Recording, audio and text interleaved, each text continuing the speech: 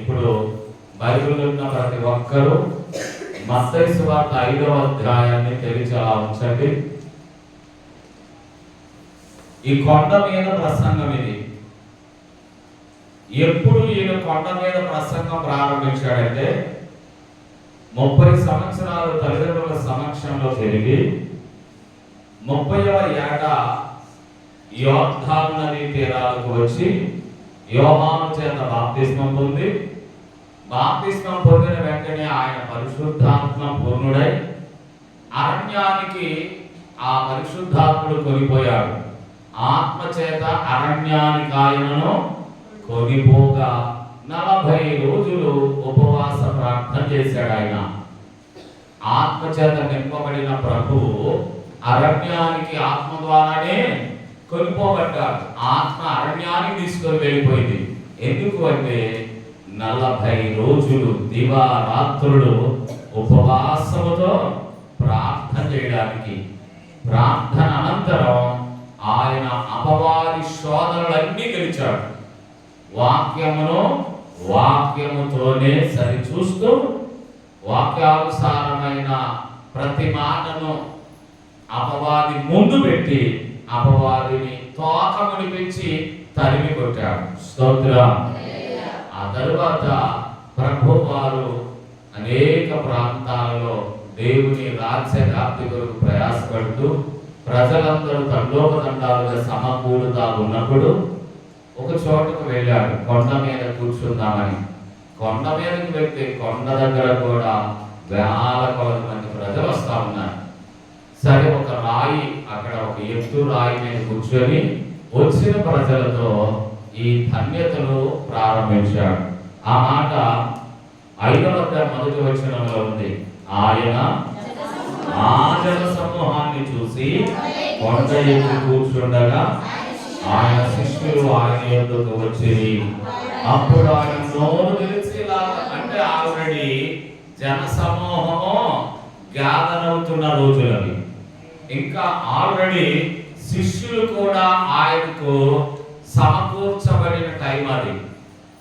శిష్యులను సమకూర్చుకునే రోజుల్లో, అంటే శిష్యులను ఒక్కొక్కరి దగ్గరికి వెళ్ళి నన్ను వెంబడించండి, మిమ్మల్ని మనుషులను బట్టి జాగ్రత్తగా చేస్తానని శిష్యులు అక్కడక్కడ వెళ్ళి సువార్త పరిచయం చేస్తూ కొంతమందిని తన వెంబడి రమ్మని చెప్పాడు.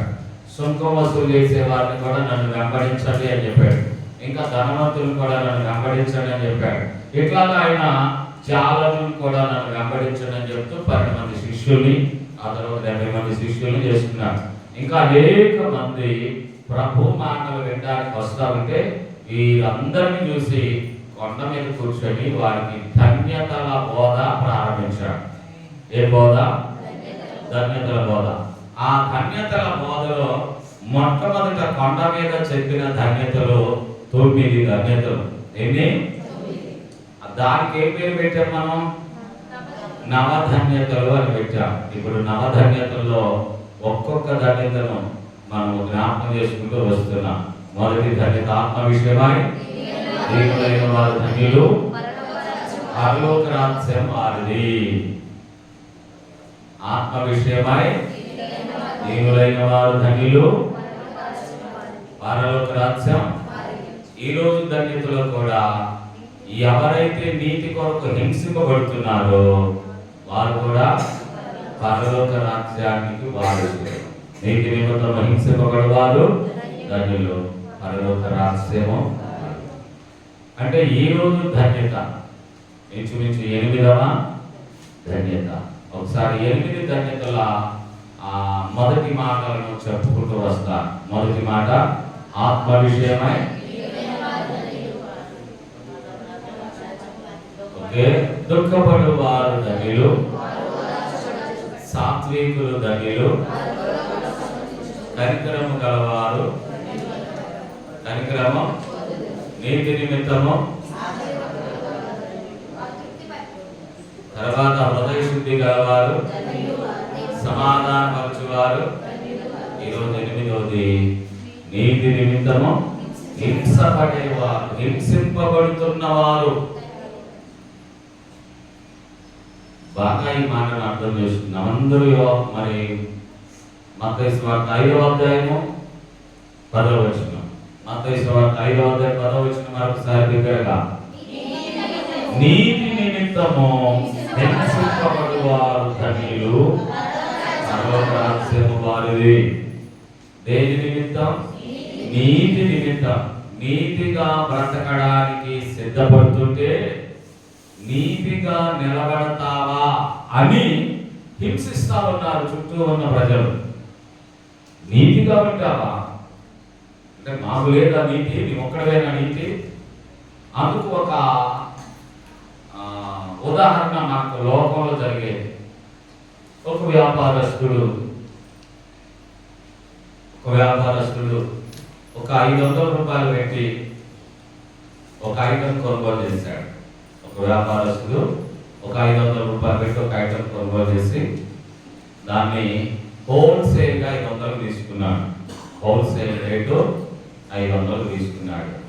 ఇక్కడ రిటైల్గా ఇతడు దేవుని నమ్ముకున్నాడు, నీతిగా సంపాదించుకుందాం అనుకొని అతడు 500లో బాడుగలు, ఆయన ఖర్చులు, ఆ రెంట్ అవన్నీ చూసుకొని ఒక 100 రూపాయలు లాభం చూసుకుందామని అనుకున్నాడు. 600కి ఆ ఐటమ్ ఇద్దామనుకున్నాడు. దేవుని నమ్ముకున్న నీతి కలిగిన పిల్లవాడు.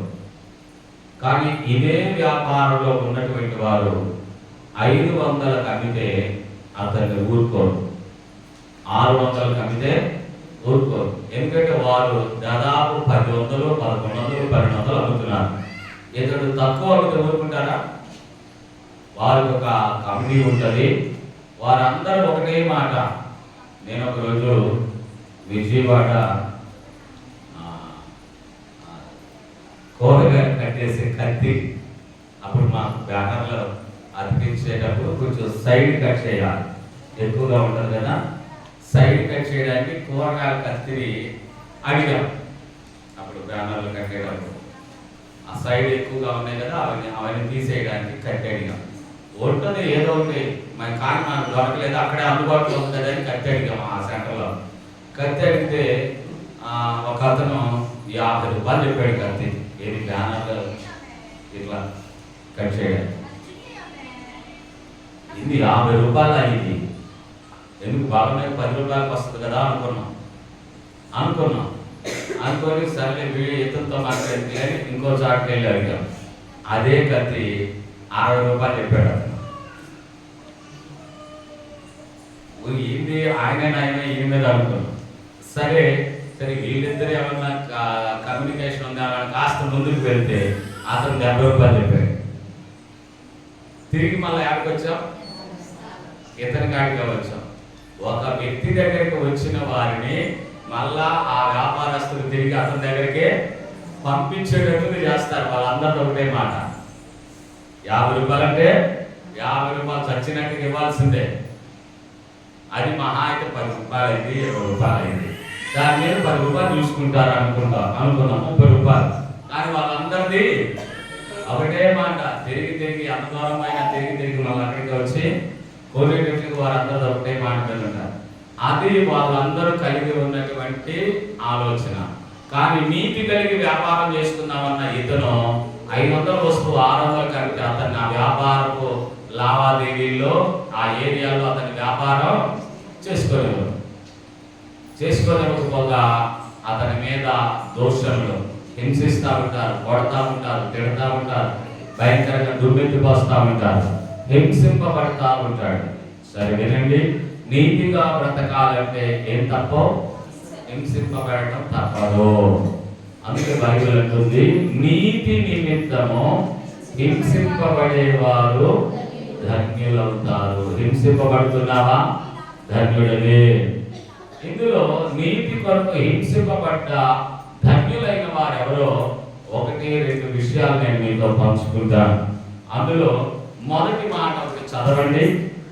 తిమోతి పత్రిక అనుకుంటా 2వ పత్రిక, తిమోతి రాసిన 2వ పత్రిక 3వ అధ్యాయం 12వ వచనంలో ఒక మాట ఉంది.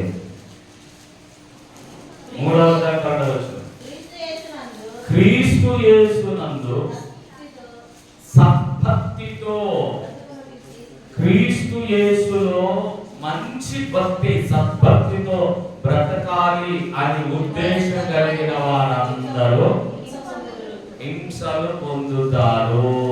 క్లియర్గా చెప్పబడ్డారు. క్రీస్తును ఎదిగిన తర్వాత మంచి భక్తిపరుడుగా ఎదగాలనుకుంటే నీకేం తప్పవు? హింసలు తప్పవు. క్రీస్తు యేసునందు సద్భక్తితో బ్రతకను ఉద్దేశించువారు హింసింపబడతారు అని ఉంది. అనే ఉందా?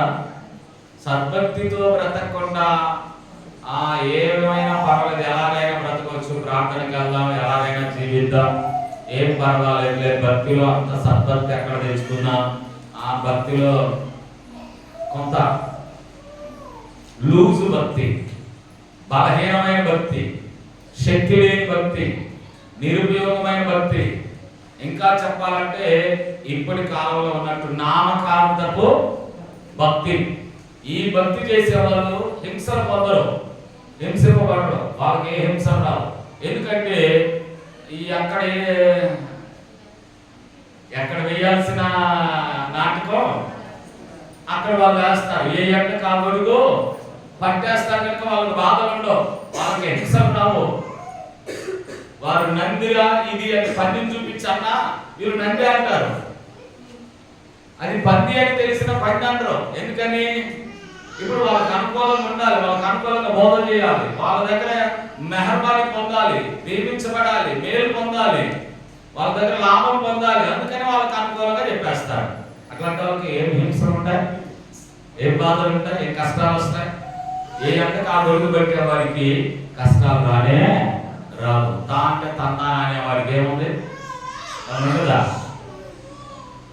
కనుక సద్భక్తితో బ్రతకాలనుకుంటే ఖచ్చితంగా నిన్ను హింసిస్తారండి. సద్భక్తిగా ఉన్న వాడికి హింస ఖచ్చితంగా ఎదురవుద్ది. హింసలు రావట్లేదంటే నీ భక్తి మంచి భక్తి కాదు, ఎక్కడో తేడా కొడుతుంది నీ భక్తి. ఏ అంట కాగొడుగు పెట్టే భక్తి లాగుంది నీ భక్తి, సద్భక్తి లేదు. వారు నందంటే నంది, పన్నంటే పట్టి, తా అంటే తా, తందానంటే తందానా నువ్వు. సద్భక్తి లేదు. అనుకూలమైన బోధ చేయడానికి అలవాటు పడ్డాం, ప్రజలకు అనుకూలంగా ఆలోచన కలిగి ఉన్నామే తప్ప దేవుడికి అనుకూలమైన సేవ చేద్దామనే ఆలోచన లేకుండా పోయింది. అలాంటి వారికి హింసలు రావు. మొదటి వ్యక్తిని చూపిస్తాను. క్రీస్తులో దేవుడిలో మంచి భక్తిగా బ్రతకాలి, నీతిగా ఉండాలి, నీతిగా బ్రతకాలి అని ఒక వ్యక్తి నీతి కొరకు ఎలా హింసింపబడ్డాడో మీకు ఆ వ్యక్తిని చూపిస్తాను. రండి, ఆదికాండము 39వ అధ్యాయం. ఆదికాండము 39వ అధ్యాయం.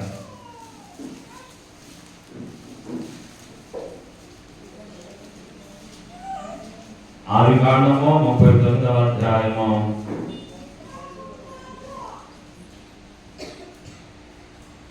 19వ వచనం. కాబట్టి అతని యజమానుడు, ఇట్లు నీ దాసుడు నన్ను ఇలాగా నన్ను చేశాడని తన భార్య తనతో చెప్పిన మాటలు విన్నప్పుడు కోపంతో మండిపడి అతన్ని పట్టుకొని రాజు ఖైదీలు బంధింపబడి చెరసాలలో వేయించాడు. అక్కడ చెరసాలలో అతడు ఉంచబడ్డాడు, చెరసాల పాలయ్యాడు. నీతిగా ఉండాలి అనుకున్న వాడిని చెరసాల పాలు చేశాడు, హింసింపబడ్డాడు. చెరసాలలో హింస. ఏంటి ఈయన ఉండాలనుకున్న నీతి? ఎందులో నీతిగా ఉండాలనుకున్నాడు? దేనిలో నీతిగా బ్రతకాలనుకున్నాడు? చూస్తే ఇక్కడ 39వ అధ్యాయములో 39వ అధ్యాయము 5వ వచనం. అతడు తన ఇంటి మీదను తనకు కలిగిన దాని అంతటి మీదను అతని విచారణకర్తగా నియమించిన కాలం మొదలుకొని యెహోవా యోసేపు నిమిత్తము ఐగుప్తుని ఇంటిని ఆశీర్వాదాలతో ముంచెత్తాడు. యెహోవా ఆశీర్వాదం ఇంటిలోనేమి పొలంలోనేమి అతను కలిగిన సమస్తం మీద ఉన్నది. అతడు తనకు కలిగినదంతయు యోసేపు చేతికి అప్పగించి తాను ఆహారం తినడం తప్ప తనకేమి ఉన్నదో ఏమి లేదో విచారించిన వాడు కాదు. పెద్దనంతా యోసేపుకి ఇచ్చాడు. తింటాం తప్ప ఇక రెండో ఆలోచనే ఐగుప్తు నాయకుడికి లేదు, పోతీఫరుకు లేదు. ఇంటి మీద మొత్తం అధికారి యోసేపే. ఎందుకు అధికారిగా యోసేపు చేశాడంటే అతడు కాలు పెట్టడం వల్ల అతడు అన్ని పరిస్థితుల్లో ఆశీర్వదించబడుతూనే వచ్చాడు. యోసేపు దేవుడు తోడున్నాడు కనుక యోసేపును బట్టి పోతీఫరు ఇల్లు ఆశీర్వదించబడుతుంది. అతని పొలాలు సమృద్ధిగా పండుతున్నాయి. అందుచేత ఆ పోతీఫరు ఏం చేశాడంటే ఆ పెత్తనమంతా యోసేపు చేతికి అప్పగించాడు. యోసేపు చేతికి అప్పగించినప్పుడు అతను ఏం చేస్తున్నాడు? మరి నాయకుడు పోతీఫరు ఏం చేస్తున్నాడు? తిండి గురించి తప్ప ఇంక దేని గురించి ఏముందో ఏమి లేదో అసలు ఆలోచనే ఆయన పెట్టుకోలే. ఉందో లేదో తేవాలో తేకూడదు అన్ని ఆలోచనలకి ఇప్పుడు ఎవరు చేయాలి? మొత్తం యోసేపే. అంతగా యోసేపు చేతికి అన్ని అప్పగించబడ్డారు. ఇప్పుడు చూడండి, ఇప్పుడు ఏమైందో 7వ వచనం చూద్దాం. యోసేపు రూపవంతుడై ఉన్నాడు. ఆ తర్వాత అతని యజమానుడి భార్య యోసేపు మీద కన్ను వేసి తనకు పాపము చేయమని సేవించమని చెప్పింది. అయితే అతడు ఒప్పక నా యజమానుడు తనకు కలిగినదంతయు నాకు అప్పగించను కదా, నా వశము తన ఇంటిలో ఏమి ఉన్నదో అతడు ఎరుగడు, తన ఇంటిలో నాకంటే పైవాడు ఎవడూ లేడు. నీవు అతని భార్య అయినందున నిన్ను తప్ప మరి దేనిని నాకు అప్పగింపక ఉండలేదు. కాబట్టి నేనెట్లు ఇంత ఘోర దుష్కార్యములు చేసి దేవునికి విరోధంగా పాపము కట్టుకొందును అని తన యజమాని భార్యతో అన్నాడు. ఆ చాలా సౌందర్యవంతురాలు, చక్కగా ఉన్నది. సాతాను ఒక వ్యక్తిని పడగొట్టే మొట్టమొదటి ప్లేస్ ఏదన్నా ఉందంటే స్త్రీయే. సాతాను ఒక వ్యక్తిని పడగొట్టే మొట్టమొదట అద్భుతమైన ప్లేస్, వాడు వాడుతున్న అద్భుతమైన ప్లేస్ స్త్రీ కావచ్చు లేదా పురుషుడు కావచ్చు. అంటే కామవాంఛలు రేకెత్తిస్తాడు. మొట్టమొదట ఎంత విశ్వాస అయినా పడిపోయే అద్భుతమైన ఆయుధం సాతానికి ఈ చెడ్డ తలపులు పుట్టించడం, ఈ వ్యభిచార తలపులో పుట్టించడం. ఇప్పుడు యోసేపు చాలా చక్కని వాడు. ఆ ఇంటి అంతటి మీద ఆ పోతీఫరు ఏం చేశాడంటే అధికారం అతని చేతికే అప్పగించాడు. ఇప్పుడు ఆ పోతీఫరు భార్య యోసేపు చక్కని వాడిని చూసి అతని మీద కామవాంఛతో మాట్లాడి, ఇక నీకు పెత్తనమంతా నీదే కదా, ఇక ఇంట్లో ఏముందో లేదో ఆయనకేం తెలియదు కదా, నీవు నాకు సుఖపడవచ్చు అని చెప్పేసి శరీర సుఖానికి ఆహ్వానిస్తే యోసేపు ఏమన్నాడు తెలుసా? నీతి కలిగిన వాడు కనుక. ఏం కలిగిన వాడు యోసేపు?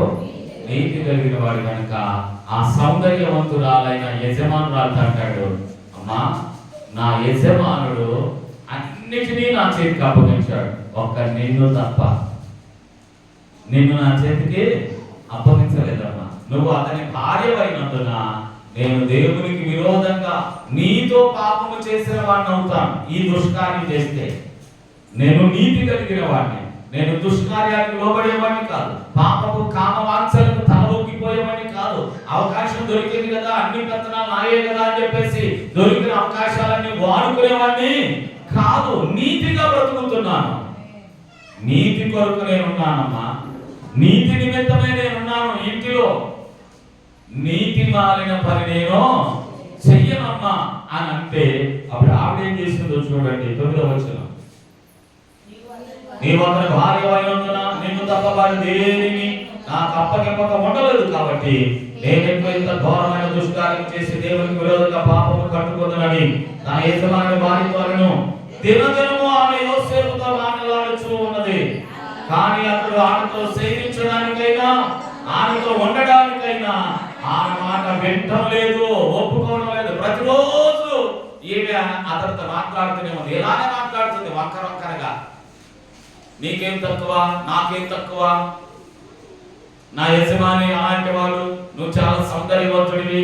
ఇక రోజు రోజు ఇష్టం వచ్చినట్లు మాట్లాడుతూ మాట్లాడుతుంది. వంకరొక్కర మాటలు, వ్యంగ్యపు మాటలు, రెచ్చగొట్టే మాటలు. ప్రతిరోజు అక్కడ రాయబడిన మాట దేనము. ఆమె అతనిని ఆ రీతిగా కామవాంఛలు తీర్చుకోవడానికి శోధిస్తా ఉంది, కానీ అతడు మాత్రము ఆమె మాట విన్నవాడు, ఆమె ఆలోచనలకు లొంగినవాడు, ఆమె ప్రేరేపణలకు లోబడ్డవాడు, కాలు జారి పడ్డవాడు కాలేదు అతను. అందుచేత ఏం చేసిందో చూడండి. అట్లుండగా ఒకనాడు అతడు తన పని మీద ఇంటిలోనికి వెళ్ళినప్పుడు, ఇంట్లో మనుషులు ఎవ్వరూ అక్కడ లేనప్పుడు, అప్పుడు ఆమె అతని వస్త్రం పట్టుకొని తనతో పాపం చేయమని చెప్పగా, అతను తన వస్త్రాన్ని ఆమె చేతిలో విడిచిపెట్టి తప్పించుకొని బయటకు పారిపోయాడు. ఇంట్లో ఎవరు లేరు, పాపం చేయి అని పట్టుకుంది. అంటే ఎంత ప్రేరేపిస్తా ఉందో చూడు. అప్పుడు అవసరమైతే తన ఒంటి మీద ఉన్న వస్త్రాన్ని వదిలిపెట్టి పారిపోయాడే గాని నీతి మారిన పని అతడు చెయ్యడానికి తలదించుకోలేదు, అంగీకరించలేదు, సమ్మతించలేదు. అతడు చెప్పండి, నీతిమంతుడు కదా. యజమానుడు ఆమె తప్ప నాకేం అప్పగించలేదు, అన్నిటిలో నా పెత్తనం ఉంది కానీ నీ మీద నాకు పెత్తనం లేదు. నేను తిన్నింటి వాసాలు లెక్క పెట్టేవాడిని కాదు. ఇప్పుడు కాలంలో ఉన్న వాళ్ళందరూ అంతే. ఇంటికి పొరపాటున ఎవరైనా పిలుచుకురావాలంటే భయాలు జనాలకి. ఎందుకని? వచ్చిన వాళ్ళు తింటున్నారు, తిని చెప్పండి, మీరు చెప్పండి, తెన్నింటి వాసాలే లెక్క పెడతా ఉంటారు, తెన్నింటికే అసలు పెడతా ఉంటారు. అందుకని ఎవరిని నమ్మడానికి నమ్మకమైన రోజులు ఇది కాదు. చాలా కేర్ఫుల్ గా ఉండండి. కానీ యోసేపు తెన్నింటి వాసాలు లెక్క పెట్టే నీచమైన బుద్ధి అతనికి లేదు. నీతిమాలిన పనులు చేసేవాడు యోసేపు కాదు. ఒకవేళ అవసరమైతే అక్కడి నుంచి పారిపోవడానికైనా ఇష్టమే, కానీ పనికి మాలిన పనుల్లో మునిగిపోవడానికి అతడు ఇష్టపడలేదు. చదవండి ఇప్పుడు ఏం జరిగిందో. 14వ వచనం. పారిపోయాడు. 11వ వచనం. అతడు తన వస్త్రం ఆమె చేతిలో విడిచి తప్పించుకొని పోగా ఆమె చూసినప్పుడు ఆ ఇంటి మనుషులను పిలిచి, చూడండి, అతడు మనల్ని ఎగతాళి చేయడానికి ఒక హెబ్రీయుడిని మన ఎదురు తెప్పించి ఉన్నాడు. నాతో శయనించమని వీడు నా దగ్గరకు రాగా నేను పెద్ద కేక వేశాను. నేను దగ్గరగా కేక వేసేసరికి వాడు విని పారిపోయాడు.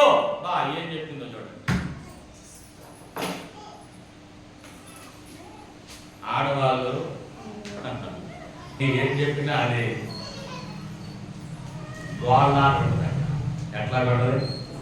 గోళ్ళ. మగవాళ్ళు ఏం చెప్పినా కడిగిలా కూడా ఉంటుందా? ఆడవాళ్ళు ఏం చెప్పినా అది అబ్బో కాంక్రీట్ గోడ కన్నా బలంగా ఉంటుంది. ఏమట్లా చెప్తుంది, ఏమో చాలా షేప్గా ఫీల్ అయిపోయింది. నేను ఇంతకాలం వెంటబడుతుంటే వీడు నన్ను కాదని నన్ను అవమానపరిచి నా మాట నా కోరిక తీర్చకుండా పారిపోతాడా అని చెప్పేసి ఆమె చాలా షేమ్గా ఫీల్ అయ్యి అందరిని పిలిచి వీటిని జైల్లో పడేద్దామని, చూసావా వాడిని ఎవరినో హెబ్రీయుడిని కొనుక్కొచ్చాడు, వాడిని తీసుకొచ్చి ఇంటి మీద పెత్తనం చేశాడు. పెత్తనం చేసేసరికి అంతే అంటారు కదా, పెద్ద వాళ్ళకే నువ్వు కాదులమ్మా, పెద్ద వాళ్ళకి పెత్తనం ఇచ్చానంట. ఏమండో అట్లుంటది. స్తోత్రం. ఎవ్వరు కూడా ఇతడు పాపం చేస్తాడంటే ఒప్పుకోగలిగిన మనసు ఎవరు లేరు అక్కడ. కానీ ఈవిడ, ఆ యజమాని కూడా ఒప్పుకునేటట్టు లేడు. కానీ ఈవిడ అన్న మాట ఏమంటుంది? హెబ్రీయుడిని ఒకటి తీసుకొచ్చారు, ఇంటి మీద పెత్తనం చేశాడు. ఈ పెత్తనం చేస్తున్న వీడు ఇంట్లో ఆయనదేమంది పెత్తనం అంతా నాదేనని నా దగ్గరికి వచ్చి నాతో పాపం చేయమని నన్ను పట్టుకునేసరికి నేను పెద్దగా కేక వేశాను. వాడు తప్పించుకొని పారిపోయాడు, వస్త్రాలు ఎక్కడే వదిలిపెట్టి పరిగెత్తాడు అని చెప్పగానే ఆ మాట అచ్చు గుద్దినట్టు. అందరు పిలిచారు, అందరూ వచ్చారు, పట్టుకున్నారని పట్టుకొని అతన్ని తీసుకెళ్ళి చెరసాల. చెప్పండి ఇప్పుడు ఇద్దరు, నీతి కొరకు చెరసాలలో పడ్డాడా, తప్పుడు పని చేసి చెరసాల పాలయ్యాడా? నీతి కొరకు చెరసాల పాలయ్యాడు, హింసింపబడ్డాడు. అందుకే బైబిల్ అంటుంది, నీతి నిమిత్తము హింసింపబడేవారు ధన్యులు. చూడండి, ఇంత జరిగిన తర్వాత చెరసాలలో ఉన్న తర్వాత చెరసాలలో ఖైదీలు కూడా ఉన్నారు. ఆ ఖైదీలు ఒకరోజు కలలు కన్నారు. ఒకరి సంగతులు ఒకరు చెప్పుకున్నారు. నువ్వెందుకు జైలుకి వచ్చావంటే నువ్వెందుకు జైలుకి వచ్చావు, నువ్వెందుకు జైలుకి వచ్చావు చెప్పుకుంటారు కదా. ఎందుకు నేను జైల్లో పడేశారు అందరూ ఒకరితో ఒకరు చెప్పుకున్నారు. ఒకడు అన్నాడు, నేను అదే ఆహార శాఖను చూసుకుంటున్నాను, అందులో 2 లారీలకు పంపించాను, 2 లారీలకి పంపించాను, లెక్కలు బాగానే రాశాను, ఎక్కడో మేనేజ్ చేయటం తేడా కొట్టింది, అది ఎవరో చూసి నా మీద కుళ్ళు పుట్టి నా గురించి చెప్పారు, అందుకే నన్ను జైల్లో పెట్టారని ఒకటి చెప్పారు. ఇంకొకటేమో నేను కూడా అన్ని మేనేజ్ చేశాను, కానీ ద్రాక్ష రసం, ఆ మందు, ఆ పానీయం ఉంటుంది కదా రాజుగారికి ఇచ్చేయని, అది ఒక్కొక్కటి నేను 1000 రూపాయలకు తెస్తే 10,000 రాసేవాడిని, 0 కలుపుతా వచ్చేవాడిని, అంతా మేనేజ్ చేశాను. మచ్చ మీద ఎవడో నా మీద కన్ను పెట్టి నన్ను ఇరికించడానికి ప్రయత్నం చేశాడు, ఖచ్చితంగా ఇరికించారు అని చెప్పేసి వాడు చెప్పుకున్నారు. మరి నువ్వెందుకు వచ్చావురా జైల్లో కంటే, నేను ఎట్టు చేశానయ్యా, మరి ఎట్టు చేసేసరికి ఆమెమో పెద్ద గ్యాకేసి నేనే పట్టుకున్నానని చెప్పింది, అందుకని నన్ను జైల్లో పెట్టారంటే వాడంటాడు, నువ్వు చేయకుండానే నిప్పు లేకుండా పొగొచ్చిందా అని అంటాడు బాబు. ఎందుకంటే వాడికి ఆ గుర్తులు ఉంటాయి కదా. వీడు కూడా అంటున్నాడు, ఉంటుంది లేరు, నువ్వు మామూలుడు కాదు, కుర్రాడు సరికొన్నావుగా, నీకు ఆ బుద్ధులు ఉండేవంటే అని వాడు అని ఉంటాడు. అంటారా అంట జైల్లో, నువ్వు నా కాడి పెద్ద సొద్ద పోసల్లే బుద్ధిమంతుడలే మాట్లాడుతున్నావు అని ఇట్లాగా డిస్కషన్ జరుగుతుంది. ఒకరోజు వాళ్ళిద్దరికి కళలు అంటారు. కళలు కన్నప్పుడు ఇద్దరు దిగులుతో కూర్చుంటారు. ఈ పిల్లోడు వాళ్ళకి చూశాడు, ఏంటి అలా ఉన్నారు మీరు ఇద్దరు, రోజు నన్ను రెచ్చగొట్టి నన్ను కెలుగుతూ ఉండేవాళ్ళు, అది ఇది అంటా ఉండేవాళ్ళు, ఈరోజు ఏంటి ఇట్లా డల్గా ఉన్నారంటే, మాకు కళలు వచ్చాయిగా, ఏంటో మాకు ఆ కళభావం తెలియట్లేదంటే, ఆ కళలు ఏంటో చెప్పండి అన్నాడు. నువ్వు చెప్తావా అని అడిగారు. మీరు చెప్పండి, నేను చెప్తాను లేదో తర్వాత చూద్దామని చెప్పేసరికి, దేవుడు మీకు రాజుగారి జన్మదినోత్సవం రోజు కల్లా విడుదల ఇస్తున్నాడు. అయితే వినండి, ఒకడికి విడుదల ఉరిదీసే విడుదల, ఒకడిని ఏం చేస్తాడు, విడిపించి ఉరి తీసేస్తాడు. రెండో వాడికి విడుదల, రాజుగారికి మళ్ళా గిన్నెలో ద్రాక్ష రసం పోసే ఉద్యోగం వస్తుంది. ఇది మీ ఇద్దరికి వచ్చిన కళ చెప్పగానే ఇంక వాళ్ళిద్దరూ ఎదురు చూస్తున్నారు పుట్టినరోజు కోసం. వీడి మొహం, వీడు చెప్పింది నిజమైందా అనుకున్నాను. ఎగ్జాక్ట్ గా మనవాడు ఎట్లా చెప్పాడో అట్లాగే పోగొట్టుకున్న ఉద్యోగం ఒకడికి వచ్చింది, వీడినేమో ఉరి తీశారు రాజుగారి పుట్టినరోజు. అప్పుడు ఉద్యోగం వచ్చిన వాడితో అన్నాడు, మరి నీకు ఉద్యోగం వస్తే రాజుగారికి నా గురించి చెప్పరా, నేను తప్పు చేయలేదని, అన్యాయంగా నిందలు పడ్డానని, నీతి కొరకు హింసింపబడుతున్నానని చెప్పురా, నన్ను బయటకు తీసుకురారంటే వాడు నా గాంగ పోగొట్టుకున్న ఉద్యోగం వచ్చిందని సంకలు కొట్టుకున్న ఉద్యోగం చేసుకుంటా ఉన్నాడు. వీడి సంగతి మర్చిపోయాడు. అలా ఉంటుంటే కొన్ని రోజులకి రాజుగారికే కాళ్ళు వచ్చినాయి. ఎవరికి వచ్చినాయి? రాజుగారికే కాళ్ళు వచ్చినాయి. ఆ కాళ్ళు వచ్చేసరికి ఈయనకు వెన్నులో వణుకు వచ్చింది. కళలు రావడం, వెన్నులో వణుకు రావడం. ఏంటో రాజుగారు దిగులుగా ఉండాలని అందరూ అడిగి అన్ని అడిగితే చివరికి చెప్పాడు, నేను కళ్ళగా అన్నానురా, ఆ కళ్ళ భావం చెప్పేవాడు ఎవరు నాకు అర్థం కావట్లేదు అంటే, వాళ్ళని వీళ్ళని వాళ్ళని ఊరు మొత్తం దేశం మొత్తం తిరిగి తీసుకొచ్చారు. ఎవరు కూడా కళభావం చెప్పట్లేదు. అప్పుడు వీడు ఉద్యోగస్తున్నాడే, వీడికి గుర్తొచ్చింది. ఎవరు గుర్తొచ్చారు? ఆ జైల్లో ఉన్న పొట్టోడు గుర్తొచ్చాడు. ఆ సుందరమైనటువంటి విషయం, ఏమండి జైల్లో ఉన్నాడు ఒకడు, వాడు మేమిద్దరం కళల కంటే మా కళలు ఖచ్చితంగా చెప్పాడు, వాడు చెప్పినట్లుగానే ఒకడు ఉరిది పడ్డాడు, ఒకడు ఉద్యోగం తెచ్చుకున్నాడు. వాడు ఏమైతే చెప్పాడు అదే జరిగింది. వాడిని పిలిస్తే మీ కళలకు జవాబు దొరుకుతుందండి అని చెప్పాడు. అప్పుడు రాజుగారు అన్నాడు, వెంటనే వాడి జైల్లో నుంచి పిలవంటారు. పరుగెత్తుకుంటూ వచ్చి ఆ జైలు దగ్గరికి వచ్చేసరికి రాజుగారు నేను రమ్మంటున్నారు అని. వాడు మర్చిపోయాడు, అసలు ఉద్యోగం చేసుకుంటే ఈ సంగతి మర్చిపోయాడు. రాజుగారికి కాలితే కానీ మళ్ళీ వాడు గుర్తుకు రాదు. మనలో కూడా అప్పుడప్పుడు ఏమన్నా మర్చిపోయిన తర్వాత దానికి సంబంధించింది గుర్తొస్తే, ఒక పాస్టర్ గారు చెప్పాడు, ఏదే ఆ కథ భలే ఉంటుంది. నిన్న వచ్చాడు చూడు, ముస్లిం పాస్టర్ గారు, రహీంతుల్లా పాస్టర్ గారు వచ్చినప్పుడు వచ్చారా మీరు? ఏ కథ చెప్పాడు ఆయన? ఏంటంటే రైతు గురించి ఏదో మొత్తం మీద చెప్పాడు కదా, అది చూసేసరికి గుర్తొచ్చింది నాకు. ఆడికి అంతదాకా గుర్తుకు రాలేదు. మీకు గుర్తుంది మొత్తం మీద, నాకు మర్చిపోయింది. రైతు ఏం గుర్తొచ్చింది? ఎక్కడికి నాకు ఏం గుర్తొచ్చింది అతనికి?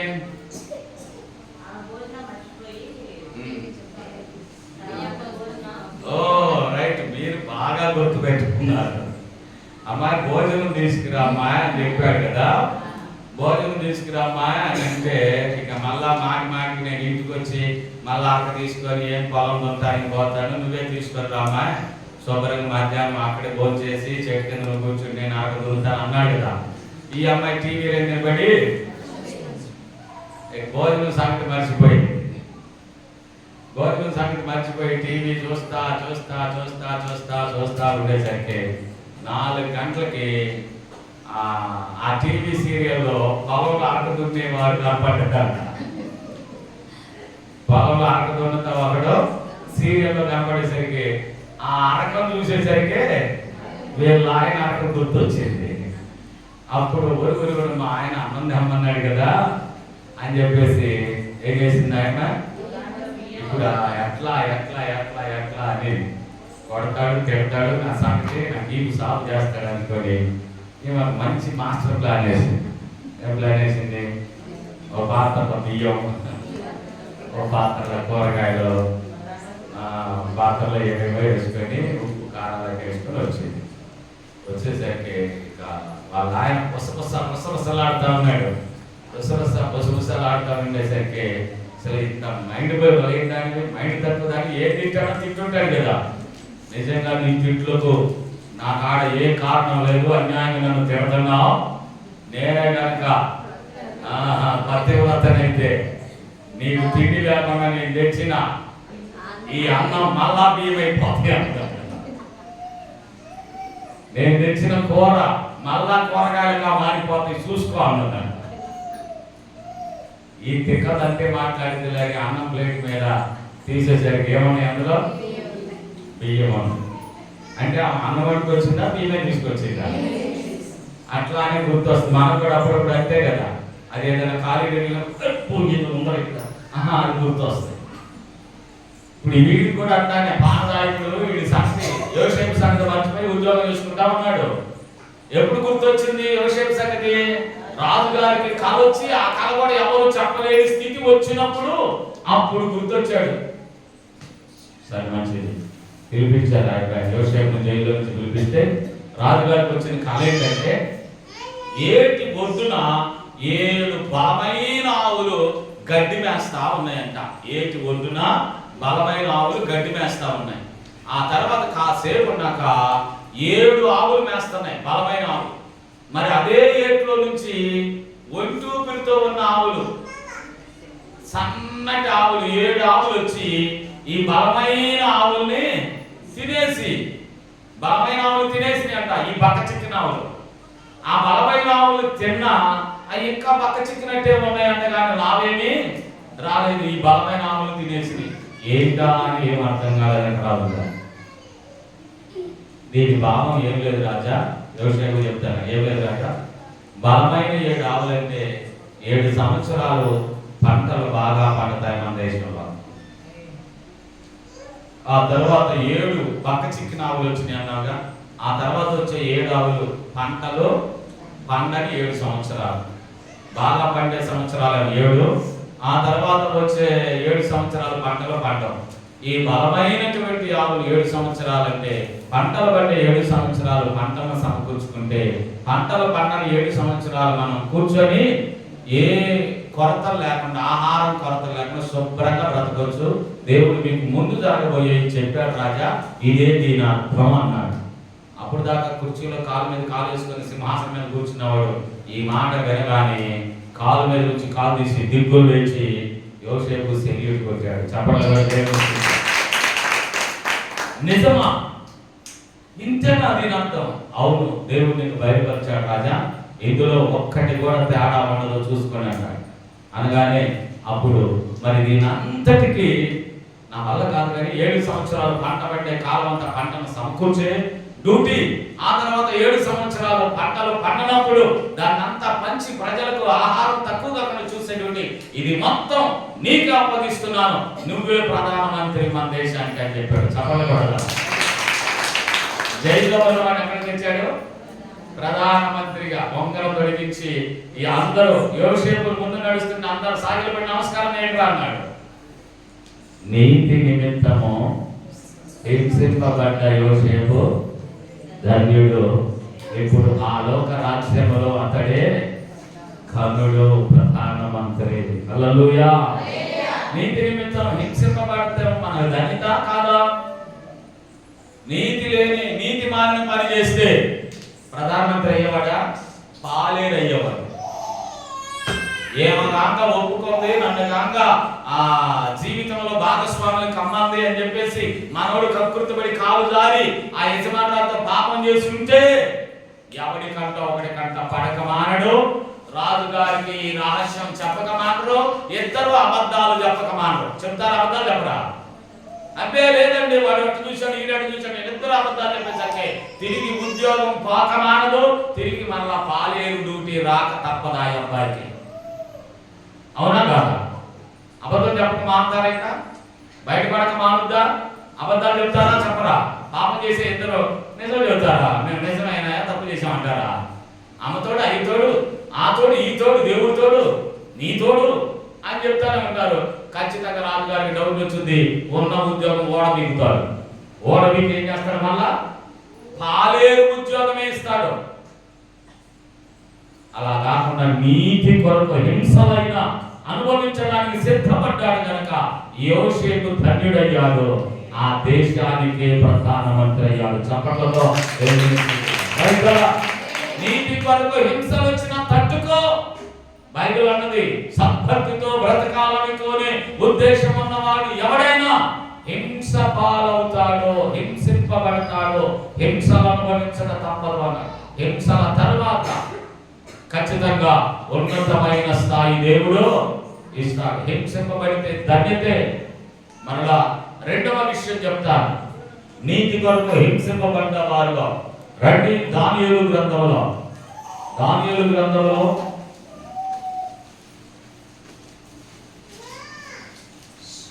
2వ అధ్యాయం దానియేలు గ్రంథము 2వ అధ్యాయము 3వ అధ్యాయంలో రెండోసారి 3వ అధ్యాయం 2వ అధ్యాయం 3వ అధ్యాయంలోకి రండి. అధ్యాయం 3లోకి రండి. ఇక్కడ ఈ 3వ అధ్యాయంలో ఒక బొమ్మ, ఒక దేవత బొమ్మ నిలబెట్టి అందరూ ఆ దేవతకి ఆ దేవునికి సాగిలపడి నమస్కారం చేయండి అని చెప్పాడు. షడ్రకు మేషకు అభిజనులు అన్నారు, మేము దేవుడికి తప్ప ఏ బొమ్మలకు ఏ దేవుళ్ళకు ఏ దేవతలకు మేము నమస్కారం చేయమన్నారు. రాజుగారికి కోపం వచ్చింది. ఎరా, నేను నిలబెట్టిన ప్రతిమకు మీరు నమస్కారం చెయ్యరా? నమస్కారం చెయ్యని వాడల్లా అగ్నిగుండంలో వేస్తాను అన్నాడు. వాళ్ళు అంటారు, రాజా నువ్వు అగ్నిగుండంలో వేసిన, మమ్మల్ని ముక్కలు ముక్కలుగా నరికి కైమా వేసిన, మేము మాత్రం నువ్వు నిలబెట్టిన ప్రతిమతో నమస్కారము చెయ్యము అన్నారు. రాజుగారికి వచ్చిన కోపం రెట్టిపోయింది. మళ్ళా అగ్నిలో వేసిన, ముక్కలు ముక్కలు చేసి కైమా చేసిన, మేము మాత్రం నువ్వు నిలబెట్టిన ప్రతిమకు నమస్కారం చేయమనేసరికి వచ్చే కోపం రెట్టింపైంది. ఆ చేసిన అగ్నిగుండాన్ని 7 రెట్లు పెంచమని చెప్పాడు. చూడండి ఆ మాట, 3వ అధ్యాయం 16 వచనం. షడ్రకును మేషాకును అబెద్నెగోయు రాజుతో ఇలా చెప్పి, నెబుకద్నెజరు ఇతని గూర్చి నీకు ప్రత్యుత్తరం ఇవ్వాలన్న చింత మాకు లేదు. నీవు సేవించుచున్న దేవుడు మండుచున్న వేడిమి గల అగ్నిగుండములో నుండి మమ్మల్ని తప్పించి రక్షించుటకు సమర్థుడు, మరియు నీ వశమున పడకుండా ఆయన మమ్మల్ని రక్షిస్తాడు. ఓ ఒకవేళ రక్షించకపోయినా రాజా, నీ దేవతలను మేము పూజింపమనియు నీవు నిలబెట్టిన బంగారు ప్రతిమకు నమస్కరించమనియు తెలుసుకోము అన్నారు. అందుకు నెబుకద్నెజరు అత్యాగ్రహము షడ్రకు మేషకు అబేద్నెగోలను వారి విషయంలో ఆయన ముఖం వికారమైపోయింది కనుక గొడ్డము ఎప్పటికంత 7 అంతల వేడిని చేయమని ఆజ్ఞయించాడు. ఇంకా చదవండి. మరియు తన సైన్యములో నుండి బలిష్ఠులు కొందరిని పిలువనంపించి షడ్రకు మేషకు అబేద్నెగోలను బంధించి వేడి మీద మండుచున్న అగ్నిగుండంలో వేయమని ఆజ్ఞ ఇయ్యగా వారు వారి అంగీలను నిలువటంగీలను పై వస్త్రములను తక్కిన వస్త్రములను తీయకుండానే ఉన్న పాడిన ముగ్గురిని వేడిని కలిగి మండుచున్న అగ్నిగుండంలో ఆడవేశారు. రాజు ఆజ్ఞ తీవ్రమైనందున గుండము మిక్కిలి వేడి కలదైనందున షడ్రకు మేషకు అబేద్నెగోలను వారిని విసిరివేసిన ఆ మనుషులు అగ్ని జ్వాలల చేత కాల్చబడి సాగిపోయారు. వారిని పడవేయడానికి వచ్చిన వారు కాలి చనిపోయారు. వీళ్ళని అగ్నిలో పడేశారు. నీతి కొరకు దేవునిని తప్ప దేనిని ఆరాధించము అన్నారు నీతిమంతులైనటువంటి షడ్రకు మేషకు అబేద్నెగోలు. నీ దేవుడు తప్ప మరొక దేవుడు నీకు ఉండకూడదు. నీతి, దేవుని నమ్ముకున్న వారు నీతిగా ఉండాలి. ఎక్కడ పడితే అక్కడ తలవంచడం, దేనికి పడితే దానికి తలపొగడం, నమస్కారాలు చేయడం, పూజలు చేయడం నీ దేవుడైన యెహోవాను తప్ప పైన ఆకాశం యందు గాని క్రింద భూమి యందు గాని భూమి క్రింద నేల యందు గాని ముందు దేని రూపాన్ని నువ్వు చేసుకోకూడదు, వాటిని సాగిలపడకూడదు, వాటిని పూజింపకూడదు. ఇది దేవుని ఆజ్ఞ. దాని కొరకు నిలబడ్డారు నీతిమంతులుగా. నిలబడేసరికి రాజుగారి కోపం ఎక్కువైంది. రాజు కోపం అధికమయ్యేసరికి గుండం యొక్క వేడి కూడా అధికమైపోయింది. బలవంతులు పిలిచి వీళ్ళని బట్టి అగ్నిలో పడవేయమంటే ఆ బలవంతులు వారిని అగ్నిలో విసిరేయడానికి వెళ్ళారు. విసిరివేయడానికి వెళ్ళిన వారు చనిపోయారు. వీరు అగ్నిలో పడ్డారు. వీరు అగ్నిలో వేయబడ్డారు. చూద్దాం రండి. రాజు నెబుకద్నెజరు ఆశ్చర్యపడి దేవుడముగా లేచి మేము ముగ్గురు మనుషులను బంధించి అగ్నిలో వేస్తున్నాం కదా అని మంత్రులను అడిగాను. వారు రాజా సత్యమేని వారితో ప్రత్యుత్తరం ఇచ్చి అందుకు రాజు నేను 4 మనుషులను బంధకాలు ఏమీ లేకుండా అగ్నిలో సంచరించుచు ఉండుట నేను చూస్తున్నాను. వారికి ఏ హాని కలగలేదు. 4వ వారి రూపము దేవతల రూపమును పోలికగా కనబడింది అంటాడు రాజు. చప్పట్లు కూడా దేవునికి. నీతి కొరకు హింసపడిన నువ్వు ధన్యుడివి. అగ్ని జ్వాలల్లో నిన్ను పడవేసిన అగ్ని నీకు ఏ హాని చెయ్యదు. నీ పక్షంగా దేవుడు నిలబడతాడు. హల్లెలూయా. అగ్ని ఏదంతమై మండుచుండినదో.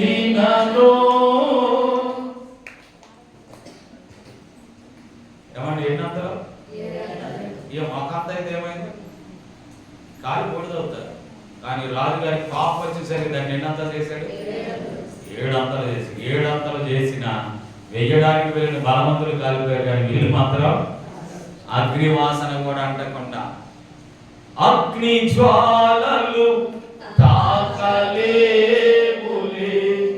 నీ ప్రియుల దేహాలను అగ్ని బలము చల్లారెనే శత్రు సమూహము అల్లాడే. హల్లెలూయా.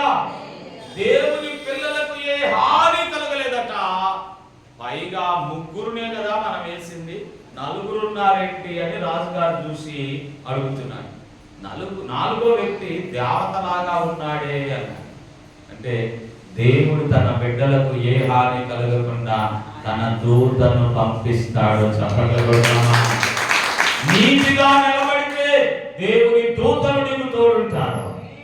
నీతి కొరకు హింసింపబడుతున్నావా? నువ్వు ధన్యుడవు. పరలోకములో నీకు చోటు ఉంది. స్తోత్రం. నీతిగా నిలబడిన యోసేపు ధన్యుడయ్యాడు. నీతిగా నిలబడిన షడ్రకు మేషకు అబేద్నెగోలు ధన్యులయ్యారు. ఇదే దానియేలు గ్రంథంలో దానియేలు గురించి ఇంకొక మాట చూస్తారా? దానియేలు గ్రంథంలోనికి రండి. 6వ అధ్యాయంలో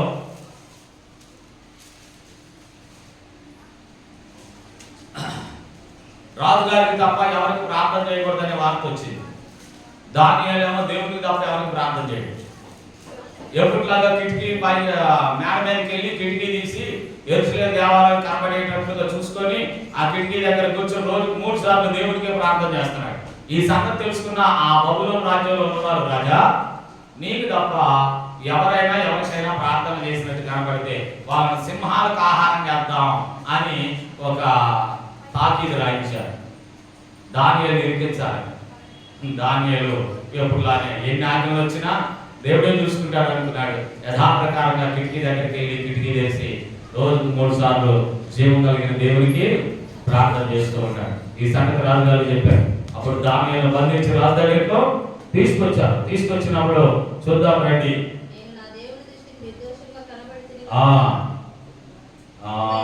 ఎన్నో వచ్చినామా? 22 దాకా వెళ్ళిపోయావా? సరే, రాజుగారు వచ్చారన్నమాట. 20 వచ్చిన రాజుగారు వచ్చి త్వరపడిపోయారు. అతడు గుహ దగ్గరకు రాగానే దుఃఖస్వరంతో దానియేలును పిలుస్తున్నాడు. జీవము గల దేవుని సేవకుడైన దానియేలు, నిత్యము నీవు సేవించుచున్న దేవుడు నిన్ను రక్షింపగలిగాడా అని అతన్ని అడిగాడు. అందుకు దానియేలు, రాజు చిరకాలము జీవించుగాక. నేను నా దేవుని దృష్టికి నిర్దోషిగా కనబడితే కనుక ఆయన తన దూతను పంపించి సింహాలు నాకు ఏ హాని చేయకుండా వాటి నోరులను ముయించాడు. కాగా రాజా, నీ దృష్టికి నేను జ్ఞానం చేసిన వాడిని కాను కదా. అన్యాయంగా నన్ను సింహాల బోట వేసావు. నీ దృష్టికి కూడా నేను జ్ఞానం చేశాను రాజా అంటే లేదు నాయన. వాళ్ళందరూ ప్రేరేపించారు. వాళ్ళ మాట నన్ను వినాలి, వాళ్ళ మాట నన్ను నెరవేర్చాలి కాబట్టి నేను సింహాల బోల వేశాను. అయ్యో, నీ మీద దండతో వచ్చి చూస్తే దేవుడు నిన్ను సజీవంగా కాపాడాడు. చప్పట్లు కూడా దేవుడు. హల్లెలూయా. ఇప్పుడు చూద్దాం 24 వచ్చిన రాజాజ్ఞగా దానియేలు మీద నింద మోపిన మనుషులను వారి కోరికలు వచ్చి సింహాల గుహలో పడద్రోశారు. వారిని, వారి కుమారులను, వారి భార్యను పడద్రోశారు. వారు ఆ గుహ అడుగు భాగానికి రాకమునిపే వారు సింహాల వాళ్ళకు ఆహారం అయిపోయారు. దానియేలు మీద కుట్రబడిన వాళ్ళు ఎవరు దొరికి కూతురు వారే పడతాడు అన్నట్టుగా దానియేలుని దేవుడు కాపాడితే దానియేలు మీద కుట్ర చేసిన వారిని రాజుగారు పిలిపించి దానియేలు గారి మీద ఎవరైతే కుట్ర చేశారో వారిని, వారి భార్యని, వారి పిల్లల్ని మొత్తాన్ని కట్టగట్టి మొత్తాన్ని సింహాలకు ఆహారం చేశారు. గుహ వాకిట్లోకి వాళ్ళు పడక ముందే పట్టుకొని పీక్కొని తినేశారు. చూద్దామండి, దేవుడు నీతి కొరకు ఎవరైతే హింసింపబడుతున్నారు, నీతి నిమిత్తము హింసింపబడుతున్నారు, వారిని ధన్యులుగా చేస్తున్నాడు. పరలోక రాజ్యము వారికి ఇస్తానంటున్నాడు. నీతి కొరకు నిలిచిన యోసేపును దేవుడు ధన్యుడిగా మార్చాడు. నీతి కొరకు నిలిచిన షడ్రక్ మేషక్ అబేద్నెగోను దేవుడు నీతిగా ఉన్నతమైన స్థాయికి తీసుకొని ధన్యులుగా చేశాడు. నీతి కొరకు నిలిచినటువంటి దానియేలును దేవుడు ధన్యులుగా మార్చి పరలోక రాజ్య ప్రాప్తిని కలుగజేశాడు. కాబట్టి నేను మీ కొరకు చెప్తున్న మాట ఏంటంటే, నీతి నిమిత్తము హింసింపబడేవారైన మీరు ధన్యులు. హింసింపబడుతున్నారా? నీతిగా బ్రతుకుతుంటే నిన్ను జనులు బాగా టార్చర్ చేస్తా ఉన్నారా? నువ్వు ధన్యుడు. నువ్వు వాళ్ళ కోసం ఏం చేయాలో 2 మాటలు చదివించి ప్రార్థన చేస్తా. నువ్వు వాళ్ళ కోసం ఏం చేయాలి? మొదటి మాట చదవండి, మత్తయి సువార్త 5వ అధ్యాయం 44వ వచనం. నీతిగా బ్రతుకుతున్నందుకు నిన్ను ఎవరైతే బాధపడుతున్నారో, హింసిస్తున్నారో వారి కొరకు నువ్వేం చేయాలో 5వ అధ్యాయం 44వ వచనం చూడండి. నేను మీకు చెప్పున్నదేమనగా, మీరు పరలోకమందున మీ తండ్రికి కుమారుడు అయ్యున్నట్లు మీ శత్రువులను ప్రేమించండి, మిమ్మల్ని హింసించే వారి కొరకు ఏం చేయాలి? మీరు ఎవరి చేతనైతే హింసింపబడుతున్నారో, ఎవరైతే మిమ్మల్ని టార్చర్ పెడుతున్నారో వారి కొరకు ప్రార్థన చెయ్యండి, మాట్లాడకండి. మీ అందు దేవుడు చూసుకుంటాడని వారిని ప్రార్థన చెయ్యండి, దేవుడికి అప్పగించండి. వారి మీద తిరుగు కోపం చూపించొద్దు, కీడుకి ప్రతి కీడు చెయ్యొద్దు. మిమ్మల్ని హింసించే వారి కొరకు ఏం చేయాలన్నాడు? రెండవది ఏం చేయాలో చెప్తాను. రోమా పత్రిక 12వ అధ్యాయం చూడండి. రెండవది ఏం చేయాలో, నీతిగా మనం బ్రతుకుతుంటే మమ్మల్ని హింసిస్తున్నారయ్యా అని మీరంటే వారిని ఏం చేయమన్నాడో 12వ అధ్యాయంలో, రోమీయులకు రాసిన పత్రిక 12వ అధ్యాయం 14వ వచనం చూడండి. మిమ్మల్ని హింసించు వారిని దీవించండి. దీవించండి కానీ అంటే హింసించే వారిని ఏం చేయాలి? మనం దీవించాలి. హింసించే వారి కొరకు ప్రార్థన చేయాలి, హింసించే వారిని దీవించాలి. ప్రార్థించు, దీవించు, క్షమించు. సద్భక్తితో బ్రతికే వారికి ఏమొస్తాయి? హింసలు వస్తాయి. హింసలు వచ్చినందువలన నువ్వు ధన్యుడు అవుతావు. ఎందుకో తెలుసా? యోసేపు ప్రధానమంత్రి అయినట్లుగా నువ్వు ధన్యుడు అవుతావు. షడ్రక మేషక అబేద్నెగోలు ఆ దేశంలో ప్రధానులయ్యారు, వారు ధన్యులయ్యారు. దానియేలు ప్రధాని అయ్యాడు. అవన్నీ చెప్పడానికి టైం లేదు. అందుకే దానియేలు దేవుడే దేవుడు అని దానియేలు ఆ దేశంలో ప్రధానమంత్రిని చేశాడు. నీతి కొరకు హింసింపబడ్డారు, వారు ప్రధానులుగా నిలిచారు. నువ్వు హింసింపబడిన దేవుడు నిన్ను ఉన్నత స్థాయికి తీసుకువెళ్తాడే తప్ప నిన్ను అడుగున పడవేయడు, నిన్ను నాశనము కానివ్వడు. ఎవరైతే నిన్ను హింసిస్తున్నారో వారి కొరకు నువ్వేం చేస్తావు? ప్రార్థన చేయి. వారిని నువ్వేం చేస్తావు? దీవించు. దేవుడు నీకు అంత మంచి కృప అనుగ్రహించును గాక.